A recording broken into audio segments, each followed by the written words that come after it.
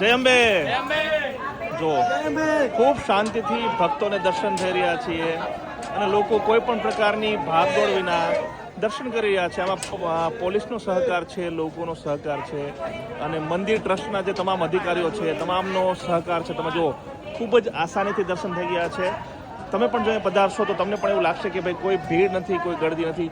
બને છે કે રસ્તામાં તમને ભીડ ગળદી જોવા મળે કારણ કે પદયાત્રીઓને વગેરેના કારણે, પણ જ્યારે તમે મંદિર પહોંચી જશો ત્યારે ખૂબ આસાનીથી તમને જો ઇઝીલી લોકો જઈ રહ્યા છે અને પોતાનો જેમ જેમ વારો આવતો જાય છે. જો સામે છે મુખ્ય મંદિર અને આ લાઈન છે, એક લાઈન આ બાજુ જાય છે, એક લાઈન સામેની બાજુ જાય છે.